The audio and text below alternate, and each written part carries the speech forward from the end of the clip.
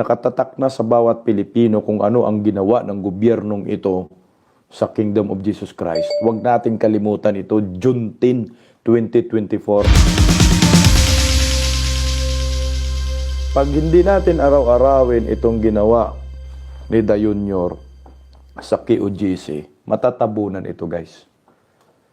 Na dapat malaman ng sambayanang Pilipino. Ano ang ginawang karahasan ng SAP ni Da Junior sa Kingdom of Jesus Christ? Kasi sabi ko nga sa inyo, ito yung salamin ng gobyernong Marcos. Na ikaw pagkalaban ka, tablado ka. Na ikaw pagkalaban ka, sisiraan ka. Kasuhan ka. Kasi, ngayon, paano tatakasan ni Bangag itong reklamo? Petisyon ng international lawyer na si Attorney Valera, tama ba? Sa United Nations. Sabi ko nga sa inyo kanina, na mahirap ito. Kasi, ang ebidensya nandyan na eh. Kumbaga sinampal na ng ebidensya eh, ni Attorney Valera itong United Nations eh. Kasi kumakalat na sa buong mundo yung video.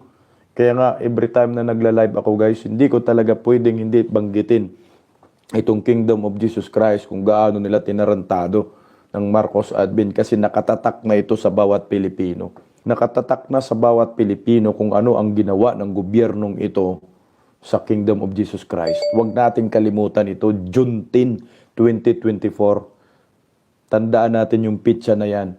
Kasi yung pitsa na yan, yaan po yung panahon na yan kung gaano ginago ng gobyernong ito ang ordinaryong Pilipino. Mga inosente. Wala na sa kailang batas-batas. Gigil na gigil sila. Mga kabataan hindi nila inisip. Nasaan yung mga human rights advocate? Nasaan sila ngayon? Itong ginawa ng gobyernong Marcos ngayon, abala ito sa KOGC mga miyembro. Mantakin mo. Hanggang ngayon, aligaga pa rin sila, hindi nakakatulog. Nasa labas lang ngayon. Mga KOGC, nagbabantay. Bakit sila nagbabantay? Kasi baka ransakin na naman sila ng SAP ni Da Junior. Eh, siyempre, kailangan nila bantayan yung kanilang compound. Kasi baka bigla na naman, padala ng helicopter, mga drone, SAP. Kasi may mga bata dyan. Tama, sinabi mo Black Mamba, na-trauma na talaga. Alam mo, kita ko yung mga mukha nila kanina. Alam mo yung mga mukha na parang binagsakan sila ng binagsakan sila ng parang kamalasan. Yun ang nakikita ko sa kanila eh. Pero nandun yung nila. Nandun yung determinasyon nila at pananampalataya nila. Hindi pa rin nawawala. Dahil alam nila kung ano yung stand nila. Kung ako lang siguro KOGC, ito yung sabi sa akin, alam mo sir, hindi lang nakakagalit yung ginawa sa kanila daw. Kung pwede pa lang daw sila magmura daw sila. Dahil hindi makatao yung ginawa sa kanila. Untakin mo, padalhan mo ng dalawang batalyon na SAP, sabay-sabay. Oh, sino bang hindi matulala dun? Kaya nung kinumusta ko sila isa-isa, siyempre tumataas yung hyper, no?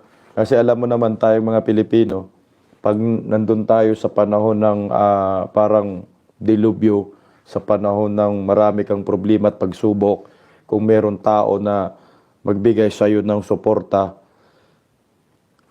talagang lalakas din yung loob mo. Kasi feeling mo, kasama mo yung tao na yun. Kaya mahalaga talaga yung moral support natin. Alam naman natin kung gaano tinarantado nila itong Kingdom of Jesus Christ. Sabi ni Aisha, si Hontiveros nasa iyo, sabi ni Palangga, iwan kong umuwi na. Tangina, wag ka nang umuwi, Hontiveros. Regan, ang bagong Pilipinas, mga gago ang namumuno, sabi ni Regan. Sabi mo yan, sir, hindi ako Helen, nako po, aanhin nila lahat. Ginagawa nila karahasan, lalo na sa KOGC. Aanihin nila. Totoo naman talaga, lalo na po yung religious sector. At saka, alam niyo po yung pananampalataya ng KOJC, nakapasok naman talaga ako. Kakaiba ho talaga. At ang Panginoon, hindi talaga tulog, hindi natutulog ang Diyos.